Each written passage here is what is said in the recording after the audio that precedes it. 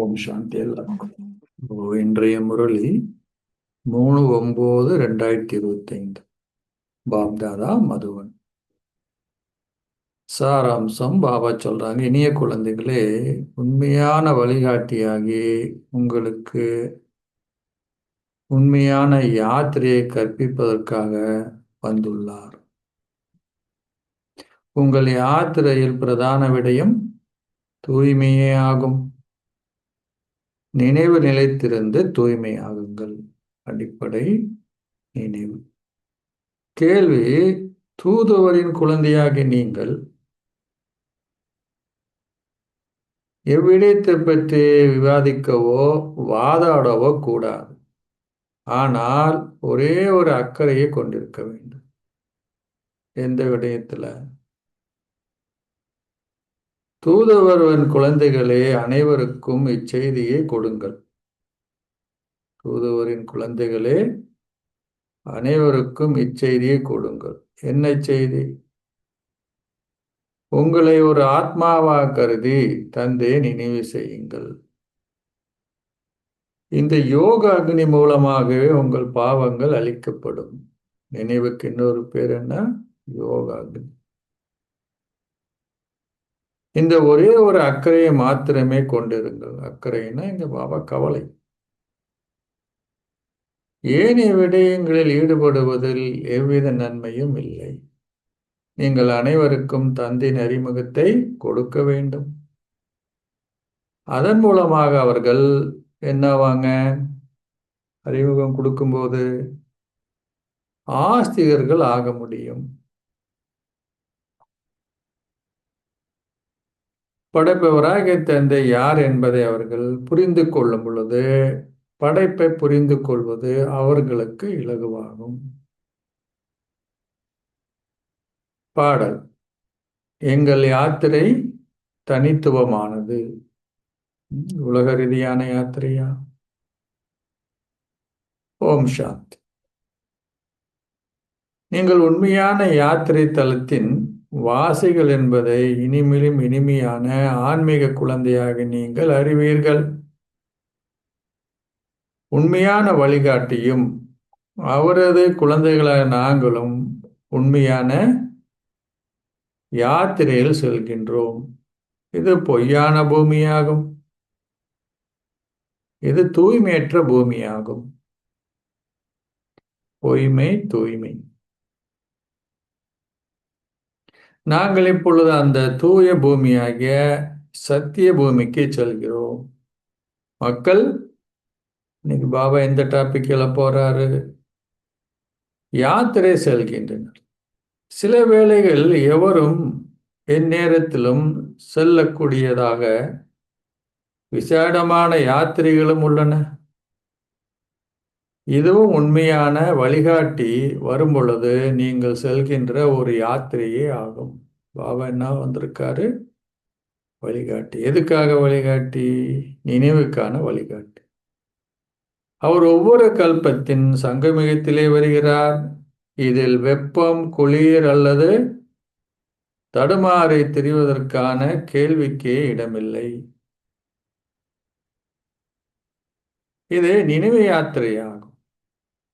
சந்நியாசிகளும் அந்த யாத்திரையில் செல்கின்றனர்.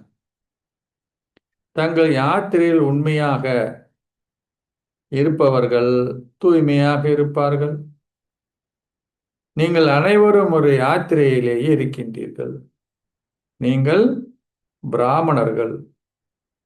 உண்மையான பிரம்மகுமாரர்களும் குமாரிகளும் யார்? என்றுமே விகாரத்தில் ஈடுபடாதவர்கள். நீங்கள் அனைவரும் நிச்சயமாக முயற்சியாளர்கள். மனதில் எண்ணங்கள் இருந்தாலும் விகாரத்தின் உண்மையாக ஈடுபடாதிருப்பதே பிரதான விடயமாகும். எண்ணத்தல அளவு கூட போயிடுமா அப்படின்னா ஒரு கேள்வி எழுது. இப்ப பாபா சொல்றார், எண்ணத்தில் எழுந்தாலும் கூட தூய்மையாக விகாரத்தில் ஈடுபடாதவர்களாக. பிராமணர்கள் எத்தனை பேர் விகாரமற்றவர்களாக இருக்கின்றனர் என எவராது உங்களிடம் வினவினால் அவரிடம் கூறுங்கள், இக்கேள்வியை வினவுவதற்கான அவசியமே இல்லை. உங்களுக்கு இந்த விடயங்கள் அனைத்தினாலும் போஷாக்கு கிடைக்கிறதா? நீங்கள் யாத்திரைகளாக வேண்டும், அவ்வளவு. அங்கே எத்தனை யாத்திரிகள் இருக்கிறார் என கேட்பதில் எவ்வித நன்மையும் இல்லை. சில பிராமணர்கள் உண்மையானவர்கள், சிலர் போலியானவர்கள். இன்று அவர்கள் உண்மையானவராக இருப்பார்கள், ஆனால் நாளை அவர்கள் போலியானவர்கள் ஆகிவிடுவார்கள். ஒருவர் விகாரத்தில் வீழ்ந்துவிட்டால் அவர் பிராமணராக இருக்க மாட்டார், அவர் மீண்டும் சூத்திரர் ஆகுகின்றார். இன்று அவர் ஒரு சத்தியம் செய்கிறார், நாளை அவர் விகாரத்தில் வீழ்ந்து ஒரு அசுரனை போன்று ஆகிவிடுகின்றார். எந்த அளவிற்கு தந்தை இங்கு இருந்து விடயங்களை விளங்கப்படுத்த வேண்டும்? இவ்விடயங்களால் உங்களுக்கு போசாக்கு கிடைக்காது, அல்லது உங்கள் வாயும் இனிப்புடப்பட மாட்டாது. இங்கு நாங்கள் தந்தையை நினைவு செய்வதுடன் தந்தையின் படைப்பின் ஆரம்ப இறுதி பற்றியும் புரிந்து கொள்வதற்காகவே வருகின்றோம். வேறு எதிலும் பெருமதி இல்லை. அவர்களிடம் கூறுங்கள், இங்கு தந்தை நினைவு செய்வதே கற்பிக்கப்படுகின்றது. தூய்மை இதில் பிரதான விடயமாகும். இன்று தூய்மையாக இருந்து பின்னர் தூய்மையற்றவர்கள் ஆகுபவர்கள் அதன் பின்னர் பிராமணர்களாக இருப்பது இல்லை. நாங்கள் எவ்வளவு நேரம் இங்கிருந்து இவ்விடயங்கள் அனைத்தையும் உங்களுக்கு கூற முடியும்? பலர் இவ்வாறாக மாயின் புயல்களால் வீழ்ந்து விடுகிறார்கள். இதனாலேயே பிராமணர்கள் மாலை உருவாக்கப்பட முடியாது. நாங்கள் தூதுவரின் குழந்தைகள், உங்களுக்கு அவரின் செய்தியை கொடுக்கின்றோம். இதெல்லாம் சேவை பண்றதுக்காக, கேள்வி கேட்கிறவங்களுக்காக சொல்லக்கூடிய பதில்கள். உங்களே ஒரு ஆத்மாவை கருதி தந்தை நினைவு செய்யுங்கள். இதுக்கு பேர் என்ன? இந்த யோக அக்னியின் மூலம் உங்கள் பாவங்கள் அழிக்கப்படும். இந்த ஒரே ஒரு விடயத்தை தவிர வேறு விடயங்கள் எதிலும் ஈடுபட்டிருப்பதனால் எந்த நன்மையும் இல்லை. இங்கு நீங்கள் எவ்வாறு ஒரு நாஸ்திகளிலிருந்து ஆஸ்திகள் ஆகுவது என்பதையும், ஒரு அனாதையிலிருந்து எவ்வாறு பிரபுவிற்கும் அதிபதிக்கும் உரியவர் ஆகுவது என்பதையும் அறிந்திருக்க வேண்டும்.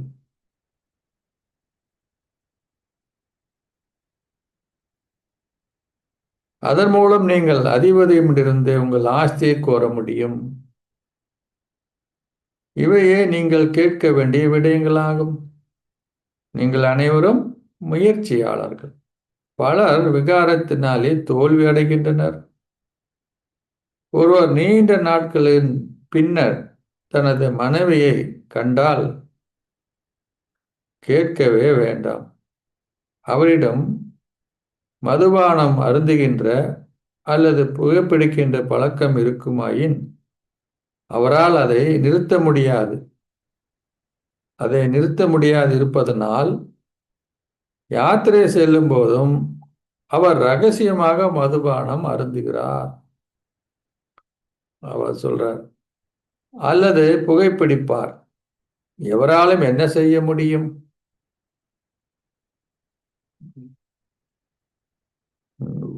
ஐயப்பன் கோயிலுக்கு போறவங்க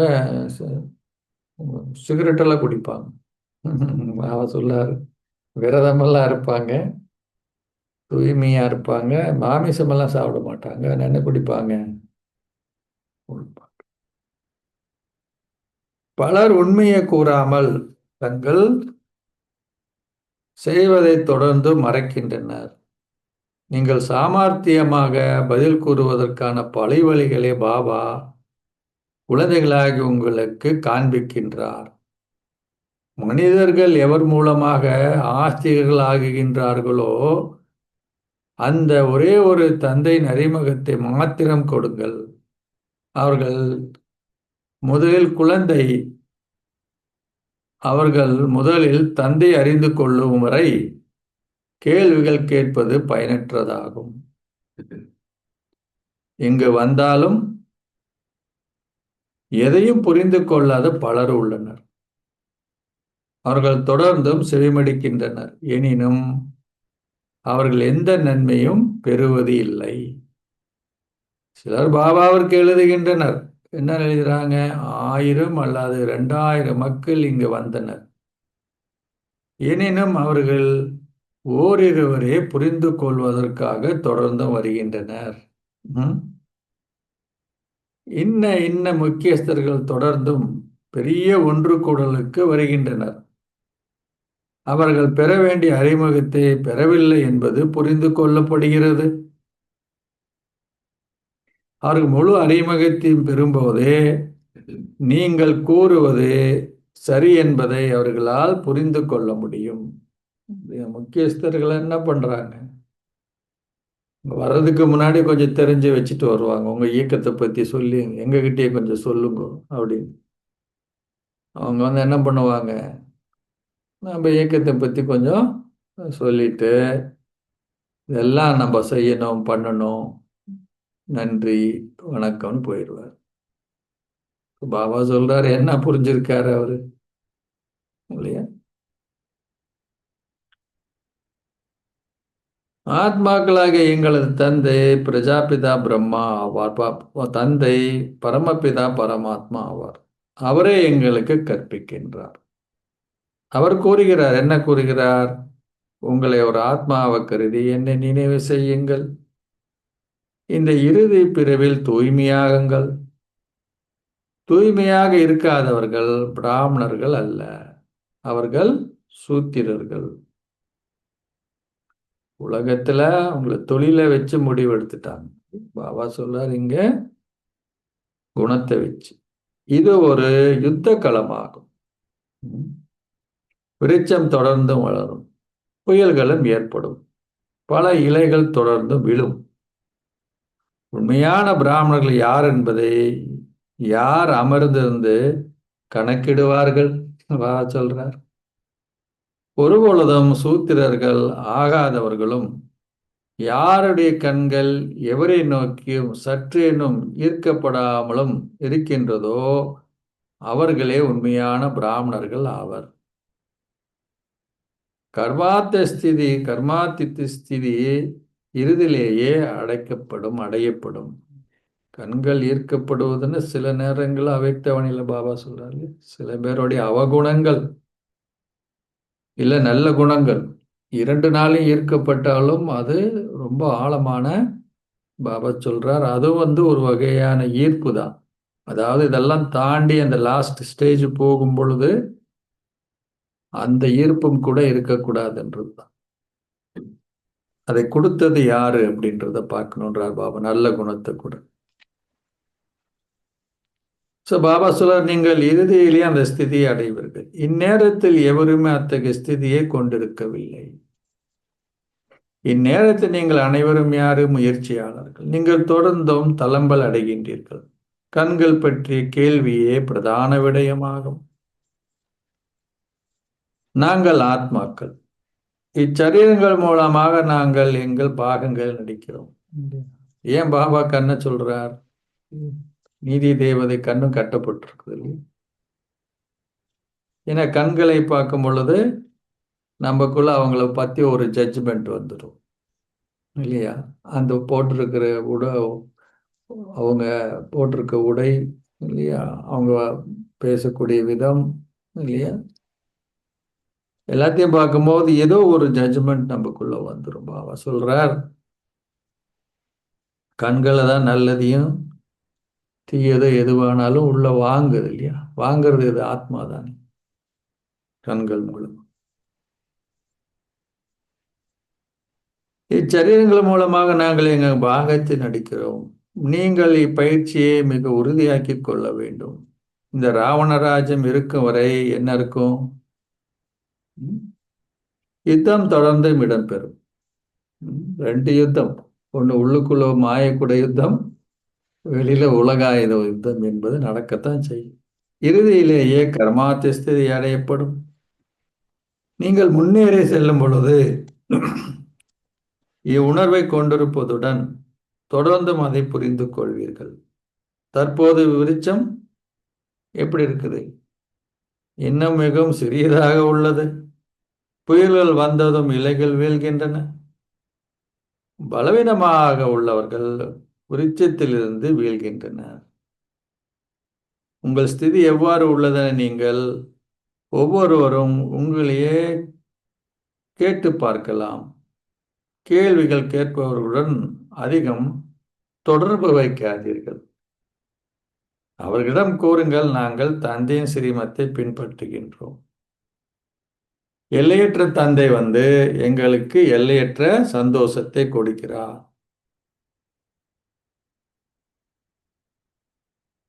அதாவது சந்தோஷம் மாத்திரமே உள்ள புதிய உலகை அவர் ஸ்தாபிக்கின்றார்.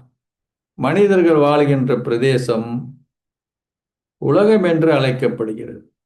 அசரீரி உலகில் ஆத்மாக்கள் மாத்திரமே உள்ளார்கள். எவ்வாறு ஒவ்வொரு ஆத்மாவும் சின்ன சிறிய புள்ளியாக உள்ளார் என்பது எவரது புத்தியிலும் புகுவதில்லை. நீங்கள் புதியவர் எவருக்கு முதலில் இதை கூறக்கூடாது இல்லையா? நம்ம அதான் நாடகத்தை கடைசியில வச்சிருக்கிறோம். எல்லையற்ற தந்தை உங்களுக்கு எல்லையற்ற ஆசையை கொடுக்கிறார் என்பதை முதலில் அவர்களுக்கு விளங்கப்படுத்துங்கள். பாரதம் தூய்மையாக இருந்தது, அது இப்பொழுது தூய்மையற்றதாகிவிட்டது. கலியுகத்துக்கு பின்னர் சத்தியுகம் இருக்கும். பிரம்மகுமார் குமாரிகளாய் உங்களை தவிர வேறு எவராலும் இதை விளங்கப்படுத்த முடியாது. இது புதிய படைப்பாகும். தந்தையே உங்களுக்கு கற்பிக்கின்றார். இவ்விளக்கம் உங்கள் புத்திகளில் இருக்க வேண்டும். இதில் சிரமம் எதுவும் இல்லை. எவ்வாறாயினும் என்ன நடக்குது? மாய் உங்களை மறக்கச் செய்து உங்களை பாவ செயல்கள் செய்ய வைக்கின்றார். அரைக்கல்பமாக பாவ செயல்கள் செய்கின்ற பழக்கம் இருக்கின்றது. அரைக்கல்பமா பாவம் செய்யலனாலும் சரீரான்னு பார்க்கிறோம் இல்லையா? பாவம்னா செய்யறது ஒண்ணு இருக்கு. ஆனா உடல் என்று இருந்தது கண்கள் இன்னைக்கு சொல்ற மாதிரி உடல் என்று பார்க்கும் பொழுதே அது என்னவா இருக்குது? அது ஏதோ ஒரு வீணான எண்ணத்தையோ இல்லையா, ஏதோ ஒரு பாவ எண்ணத்தையோ உணர்வோ ஏற்பட செய்யுது தானே. பொதுவா அப்படி ஒண்ணு நம்ம ஒன்றும் செய்யல, எனக்கு தெரிஞ்சு செய்யலையே என்றோம். ஆனா ரொம்ப சூக்ஷமா அவங்கள பார்க்கும் போது தெரியுது இல்ல, இவங்க எப்படி இவங்க எப்படி, தாழ்மையானவர்கள் கீழானவர்கள் மேலானவர்கள் ஏதோ ஒண்ணு வருது. நான் இப்படி அவங்க, ஆமா கோபக்காரர், ஏதோ ஒண்ணு வருது.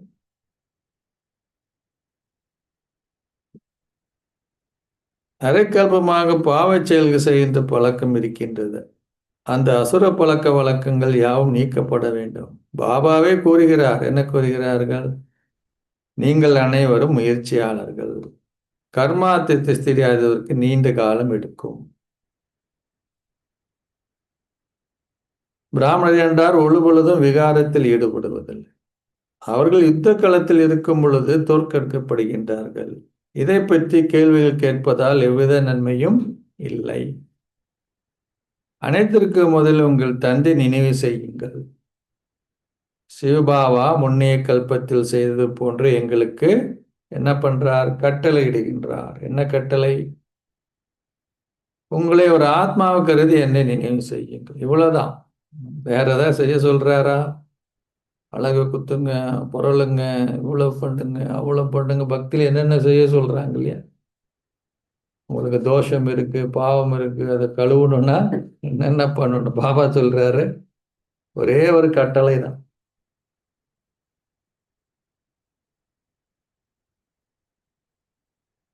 இது அதே யுத்த களமாகும். தந்தை ஒரே ஒருவர். ஸ்ரீகிருஷ்ணரை தந்தை என அழைக்க முடியாது. அவர்கள் ஸ்ரீகிருஷ்ணரின் பெயரை புகுத்தி விட்டார்கள்.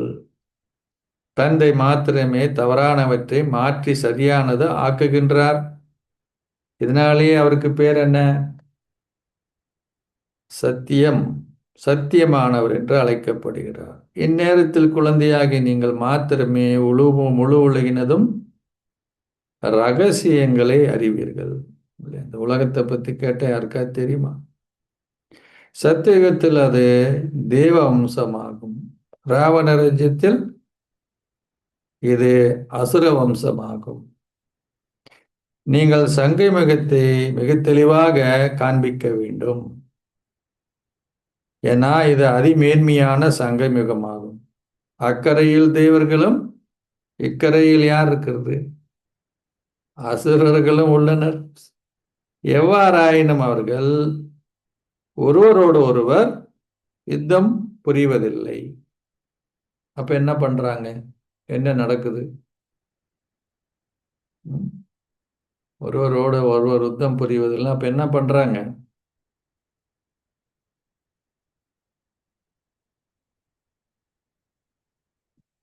தேவர்கள் இருக்கும்போது அசுரர்கள் கிடையாது.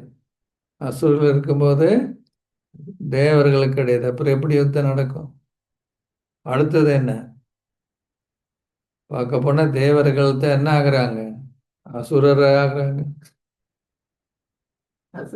அப்ப பாபா சொல்றார், எங்கிருந்து இந்த யுத்தம் நடக்க முடியும்? பக்தியில காமிச்சிட்டாங்க இல்லையா?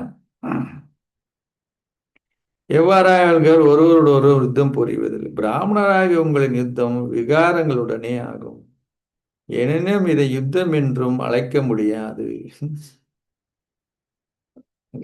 காமமே அனைத்திலும் கொடிய விகாரமாகும். இந்த விகாரமே மகா எதிரியும் ஆகும்.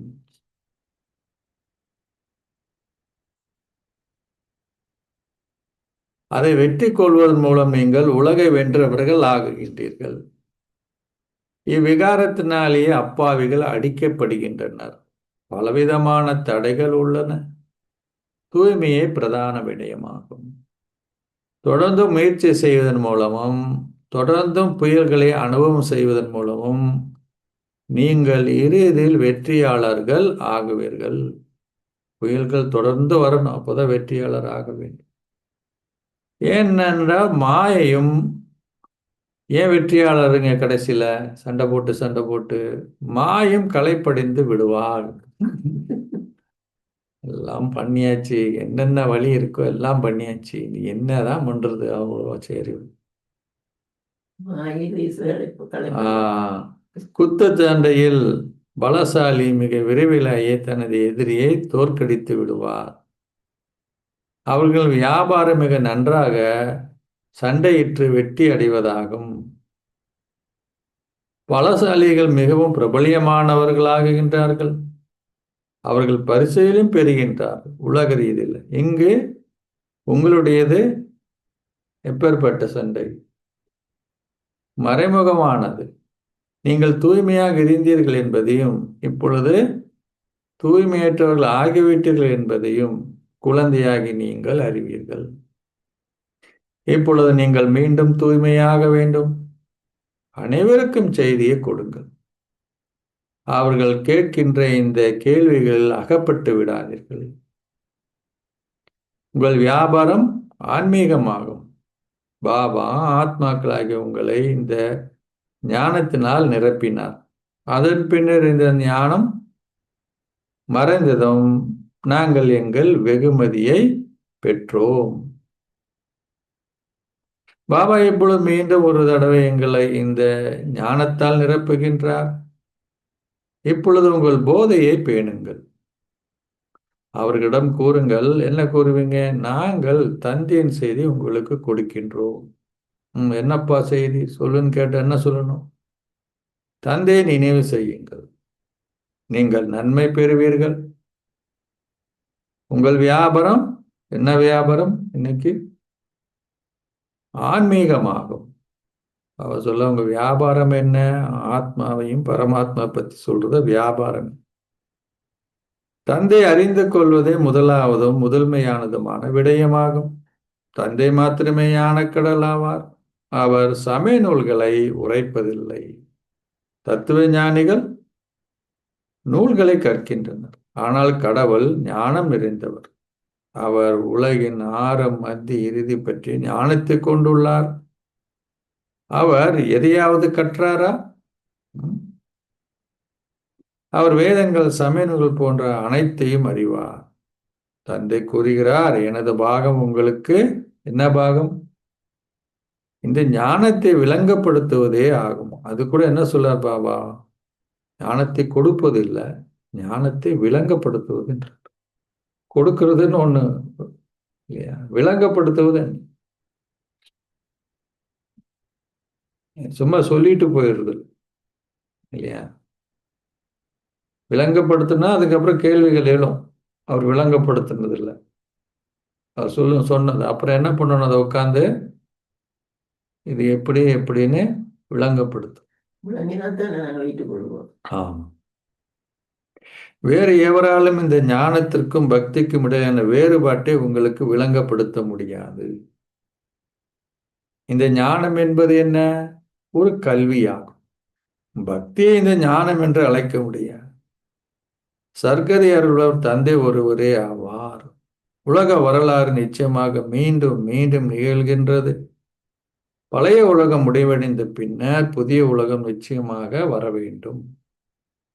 பாபா உங்களுக்கு மீண்டும் ஒரு தடவை கற்பிக்கிறார் என்பதை குழந்தையாகி நீங்கள் அறிவீர்கள். என்ன கற்பிக்கிறார்? தந்தை கூறுகிறார், என்னை நினைவு செய்யுங்கள். அவர் இதையே மிக அதிகமாக வலியுறுத்துகிறார். வேற எதுவும் வலியுறுத்தல.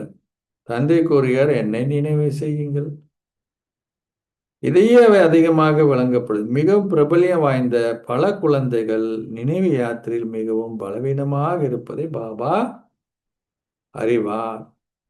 மிகவும் பிரபல்யமாக இல்லாதவர்களும் பந்தனத்தில் இருப்பவர்களும் ஏழைகளும் நினைவு யாத்திரை அதிக அளவில் நிலைத்திருக்கின்றனர். பக்தியில அப்படிதானே, கஷ்டம் வரும்போதுதான் கடவுளேன்னு போவோம். பாபா சொல்ற, இங்க பந்தனம் பிரச்சனை இருக்கு, பாபா அதிகமா செய்யறார். நீங்கள் ஒவ்வொருவரும் உங்கள் இதயத்தையே கேட்க வேண்டும். என்ன கேட்கணும்? நான் எவ்வளவு நேரம் தந்தை நினைவு செய்கின்றேன்? தந்தை கூறுகிறார், குழந்தைகளை இயன்ற அளவு என்ன நினைவு செய்யுங்கள்.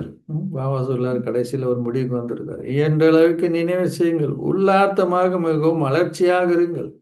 கடவுளே உங்களுக்கு கற்பிக்கிறார். எனவே நீங்கள் அதிக அளவு சந்தோஷத்தை கொண்டிருக்க வேண்டும். தந்தை கூறுகிறார், என்ன கூறுகிறார்? குழந்தைகளே, நீங்கள் தூய்மையாக இருந்தீர்கள். பின்னர் வெவ்வேறு சரீரங்கள் எடுத்து உங்கள் பாகங்களின் நடிக்கையில் நீங்கள் தூய்மையற்றவர்கள் ஆகிவிட்டீர்கள். பாவம் செஞ்சதுனால சொல்லல, பாகங்களை நடித்ததுனால, பாகங்கள் நடித்ததாக நீங்கள் தூய்மையற்றவர்களாக. நீங்கள் தேவ தர்மத்துக்குரியவர்கள். நீங்கள் 84 பிரிவின் சக்கரத்தை சுற்றி வந்தீர்கள். சூரிய வம்சை சார்ந்த அனைவருமே 84 பிரிவுகள் என்ன எடுப்பதில்லை. சிலர் தாமதமாக தொடர்ந்தும் கீழே இறங்குகின்றனர். சில பேர் 83, 80. அவ்வாறு இல்லாவிட்டால் அனைவருமே உடனடியாக கீழிறங்கி வர வேண்டியது இருந்திருக்கும். ஒருவர் அதிகாலையில் விழித்தெழுந்து தனது புத்தியை பயன்படுத்தினால் அவரால் இவ்விடயங்களை புரிந்து கொள்ள முடியும். முதல்ல வர்ற 9 லட்சம் பேர் இப்ப சத்தியுக இறுதியில வரும்போது என்ன ஆயிடுங்க? 2 கோடி ஆயிடும். அப்போ பாபா சொல்றாரு, எல்லாரும் 84 பிரிவு இருக்கு.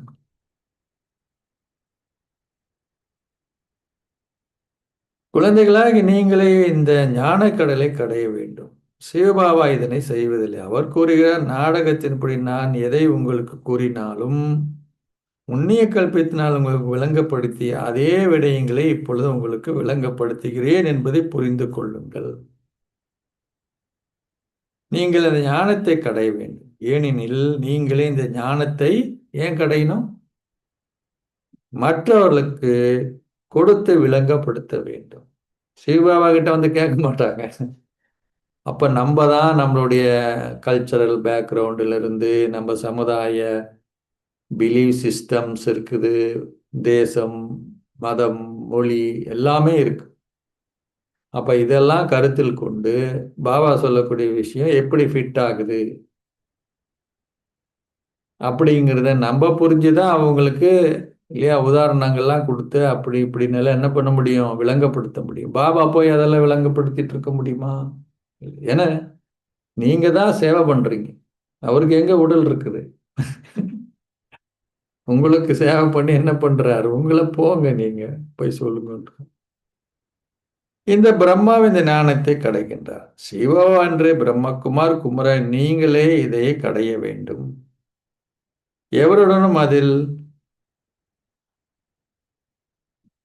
இவரிடம் அதிகம் பேசாதிருப்பதே பிரதான விடயமாகும்.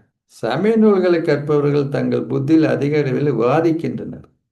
நீங்கள் எவருடனும் விவாதிக்கவோ வாதாடவோ கூடாது. நீங்கள் அனைவருக்கும் செய்தியை கொடுக்க வேண்டும், அவ்வளவே. அனைத்திற்கும் முதல் பிரதான விடயங்களை விளங்கப்படுத்துங்கள்.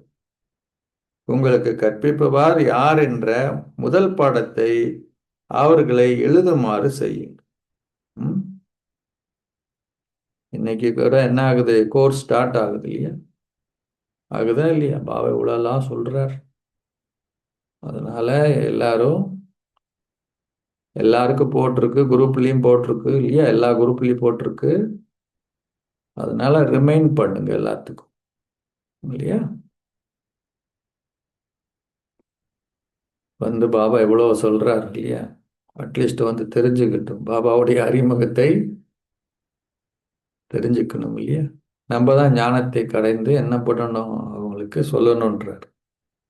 நீங்கள் இதனை அவர்களுக்கு இறுதியில் விளங்கப்படுத்தினால் அவர்கள் சந்தோஷத்தை வளர்த்து கொள்வார்கள். அவர்கள் புத்தியில் நம்பிக்கை கொண்டிராததால் எதையும் புரிந்து கொள்வதில்லை. அவர்கள் கூறுகின்றனர், நீங்கள் கூறுவது சரியே. முதலில் படைப்பவரான தந்தை அறிந்து கொள்ளல் என்ற பிரதான விடயத்தை விளங்கப்படுத்திவிட்டு பின்னர் படைப்பின் ரகசியை விளங்கப்படுத்துங்கள் இல்லையா? அதனால நம்ம ஃபர்ஸ்ட் செல்ஃப் ரியலைசேஷன், அடுத்தது காட் ரியலைசேஷன்.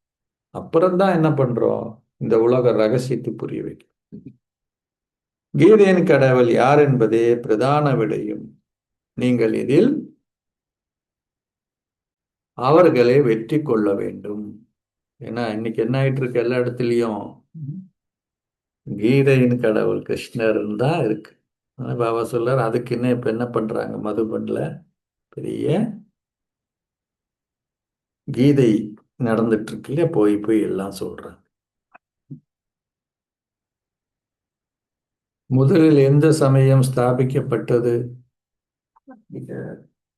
பழைய உலகை புதியதாக்குபவர் யார்?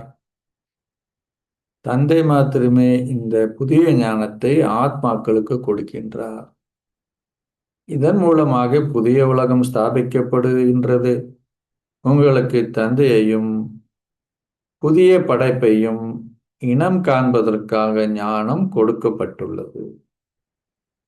முதலில் அவர்களுக்கு அல்பாவை உறுதியாக்குங்கள். அதன் மூலம் அவர்களால் நிச்சயமாக ராஜ்யத்தை அடைய முடியும். தந்தையிடமிருந்து மாத்திரம் உங்களால் இந்த ஆஸ்தியை பெற முடியும். நீங்கள் தந்தை அறிந்து கொண்டதுமே என்ன நடக்குது? ஆஸ்திக்கான ஒரு உரிமையை கோருகின்றீர்கள். ஒரு குழந்தை பிறந்ததும் தனது பெற்றோரை பார்ப்பதால் அது அக்குழந்தைகளுக்கு நிச்சயமாகி விடுகிறது. அந்த குழந்தை தனது தாய் தந்தையிடம் மாத்திரமே செல்கிறது, வேறு எவரிடமும் செல்வதில்லை. ஏனென்றால் தாயிடமிருந்தே அவனுக்கு பால் கிடைக்கின்றது. நீங்களும் இந்த ஞான பாலை பெறுகின்றீர்கள். பாபா எப்படி கணக்கு, அவரே தாயும் தந்தையும் ஆவார் இல்லையா? இவை மிகவும் சூக்ஷமான விடயங்கள். எவராலும் விடயங்களை விரைவாக புரிந்து கொள்ள முடியும். அச்சா, இனிமேலும் இனிமையான அன்புக்குரிய எப்போதோ தொலைந்து இப்பொழுது கண்டுபிடிக்கப்பட்டிருக்கும் குழந்தைகளுக்கு உங்கள் தாய் தந்தையாக இருக்கும் பாப்தாதாவின் அன்பும் நினைவுகளும் காலை வந்தனங்களும். ஆன்மீக தந்தை ஆன்மீக குழந்தைகளுக்கு நமஸ்தே சொல்கின்றார். ஆன்மீக குருக்கள் ஆன்மீக தந்தைக்கு நமஸ்தே சொல்கிறோம். மீட்டே மீட்டே बर्थडे छोटे माता पिता बाप दादा का याद प्यार और गुड मॉर्निंग पानी पानी बच्चों को नमस्ते रूहानी बच्चों की रूहानी बाप को नमस्ते நமஸ்தே. தாரணைக்கான சாதனை. 1. ஒரு உண்மையான தூய பிராமணர் ஆகுங்கள். தூய்மையற்ற சூத்திரர் ஆகின்ற எண்ணத்தை உங்கள் மனதில் ஒரு பொழுதும் கொண்டிராதீர்கள். உங்கள் கண்கள் வேறு எவர் மீதும் ஒருபொழுதும் ஈர்க்கப்படாதவாறு அத்தகைய ஸ்திதியை உருவாக்குங்கள். 2. தந்தை உங்களுக்கு விளங்கப்படுத்துகின்ற அனைத்தையும் நினைவில் வைத்திருங்கள். பாவ செயல்கள் செய்ததால் உருவாகிய அசுர பழக்க வழக்கங்களை முடித்து விடுங்கள். சம்பூர்ணமான தூய்மை என்ற மேன்மையான இலக்கை அடைவதற்கு தொடர்ந்து முயற்சி செய்யுங்கள். ஆசீர்வாதம். நீங்கள் மாஸ்டர் சர்வசக்திவானாகி சகல காரணங்களுக்கும் தீர்வுகளை கண்டுபிடித்து அதனால் பயம் மற்றும் கவலையிலிருந்து விடுபட்டிருப்பீர்களாக. பயம் கவலை எப்போ போகும்? காரணத்துக்கு நிவாரணம் கண்டுபிடிக்கக்கூடியவர் அவங்க தான் யாரு? மாஸ்டர் சர்வசக்திவான்கள். நீங்கள் மாஸ்டர் சர்வசக்திவாகி சகல காரணங்களுக்கும் தீர்வுகளை கண்டுபிடித்து அதனால் பயம் மற்றும் கவலையிலிருந்து விடுபட்டிருப்பீர்கள். தற்சமயம் தற்காலிக சந்தோஷத்துடன் கூடவே கவலை மற்றும் பயம் என்ற 2 விடயங்களும் உள்ளன. எங்கே கவலை உள்ளதோ அங்கே மன அமைதி இருக்க முடியும். எங்கே பயம் உள்ளதோ அங்கே அமைதி இருக்க முடியும். எனவே சந்தோஷத்துடன் கூடவே துன்பம் மற்றும் அமைதியின்மைக்கான காரணங்களும் உள்ளன. எவ்வாறா நீங்கள் சகல சக்திகள் என்ற பொக்கிஷங்களால் நிரம்பியுள்ள மாஸ்டர் சர்வசக்திவான் குழந்தைகள் காரணங்கள் எல்லாவற்றுக்கும் தீர்வுகளை கண்டு கொள்பவர்கள் சகல பிரச்சனைகளுக்கும் தீர்வுகளை கண்டு கொள்ளும் தீர்வுகளின் சொரூபங்களாக இருப்பார்கள். அதனால் நீங்கள் கவலை மற்றும் பயத்திலிருந்து விடுபட்டுள்ளீர்கள். உங்களுக்கு முன்னால் வருகின்ற எந்த ஒரு பிரச்சனையும் உங்களுடன் விளையாடவே வருகின்றன, உங்களை பயப்படுத்துவதற்காக அல்ல. ஸ்லோகம். உங்களின் மனோபாவத்தை மேன்மையாக்குங்கள். விருத்தியை. உங்களின் வீடு குடும்பம் இயல்பாகவே மேன்மையானவை ஆகும். உங்களின் மனோபாவத்தை விருத்தியை மேன்மையாக்குங்கள். உங்களின் வீடும் குடும்பமும் பிரவிற்த்தி, குடும்பம்னா பிரவிற்த்தி இயல்பாகவே மேன்மையானவை ஆகும். அவ்யக்த சமிதி. இப்பொழுது அன்பெனும் அக்னியை ஏற்றி, அக்னி என்னன்றாரு இன்னைக்கு? அன்பெனும் அக்னி. உங்களின் யோகத்தை எரிமலையாக்குங்கள். வாணியே அதான். காலத்திற்கேற்ப பிராமண ஆத்மாவுக்கு நீங்கள் நெருங்கி வரும் பொழுது நீங்கள் சூழலையும் அக்னி போன்று சக்தி வாய்ந்தது ஆக்குவதற்காக தொடர்ந்து சேவை செய்ய வேண்டும். இதற்கு நீங்கள் உங்களுக்கு இடையே பட்டிகளையும் ஆழமான கலந்துரையாடலையும் செய்ய வேண்டும். ஆனால் நீங்கள் எரிமலை ரூபத்தை அனுபவம் செய்வதுடன் மற்றவர்களுக்கு இந்த அனுபவத்தை கொடுக்க வேண்டும். இந்த சேவை செய்வதில் மும்முரமாக ஈடுபடுங்கள். அப்பொழுது சகல அற்பமான விடயங்களும் மாற்றப்பட்டுவிடும்.